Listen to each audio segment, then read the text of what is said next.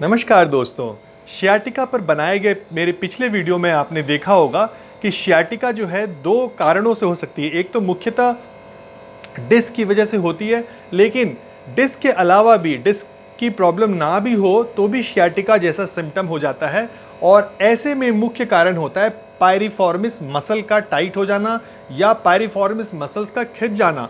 तो स्पैज़म हो जाता है जब, तो इसमें क्या होता है कि जो नर्व शियाटिका नर्व गुजर रही होती है उस पायरिफॉर्मिस मसल से हो करके, तो वो पूरी की पूरी शियाटिक नर्व में आपको पेन कर देती है। और यही चीज़ हमें समझना ज़रूरी था जब हम ये सुनते हैं कि हमें भी प्रॉब्लम हो रही है।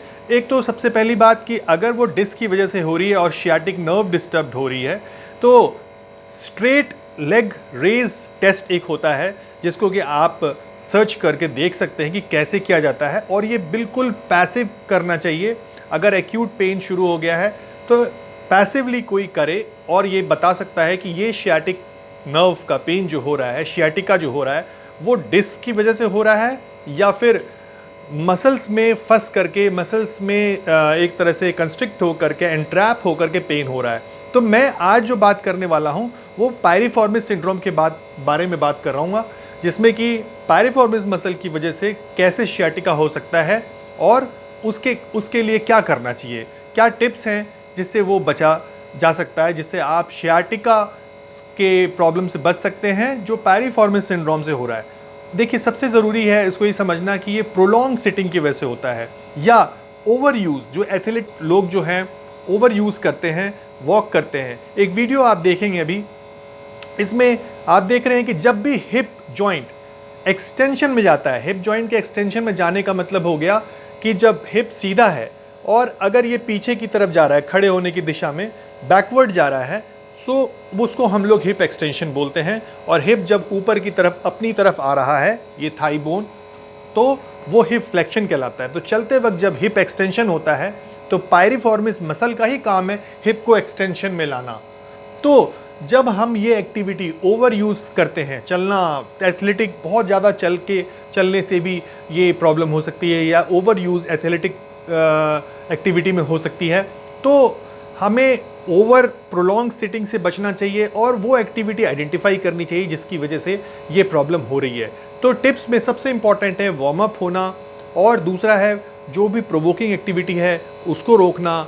और इसके अलावा अगर हो सके तो आप फिजियोथेरेपी ज़रूर लें इसमें, क्योंकि डीप हीट थेरेपी जो होती है वो SWD, खासकर शॉर्ट वेव डायथर्मी, वो सीधे सीधे डीपर टिश्यूज़ में पहुंच पाती है और हमको अच्छा इलाज मिल पाता है। दोस्तों, मैं समझता हूं कि अगर आपको जो शियाटिका पेन है वो रूल आउट कर सकें आप, और ये डिस्क की वजह से हो रहा है या पायरिफॉर्मिस मसल्स की में टाइटनेस की वजह से हो रहा है, तो आप आसानी से इसको ट्रीट कर सकते हैं। सबसे इंपॉर्टेंट, जितनी जल्दी हो इसको डायग्नोज कर लेना चाहिए और इसको ट्रीटमेंट शुरू कर देना चाहिए इसका, क्योंकि अगर बहुत देर में शुरू करते हैं तो इसकी थोड़ी चांसेस बने रहते हैं कि क्रॉनिसिटी इसकी बनी रहती है, थोड़ा बहुत पेन लगातार बना रहता है, फिर हम कहते हैं ये ठीक नहीं होता है।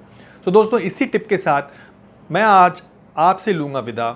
साथ साथ मैं आपको ये भी बताना चाहूँगा कि इस शियाटिका पेन जो कि पायरिफॉर्मिस मसल की वजह से होता है, इसका फिजियोथेरेपी में स्ट्रेचिंग, शियाटिक नर्व की स्ट्रेचिंग, पायरिफॉर्मिस मसल की स्ट्रेचिंग और अल्ट्रासाउंड थेरेपी एंड 10 से काफ़ी अच्छा इलाज होता रहा है हमारे क्लिनिक में, और फिजियोथेरेपी में ऑल अराउंड में इसका बहुत अच्छा इलाज होता है। The only thing you have to consider is कि हम इसको ठीक से डायग्नोज कर सकें।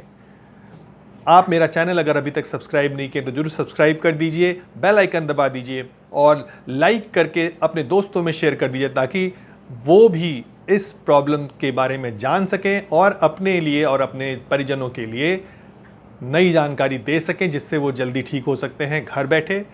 मैं लेता हूँ आज आपसे विदा, फिर मिलूँगा नए वीडियो के साथ आपके साथ। तब तक आपका दिन शुभ हो। नमस्कार।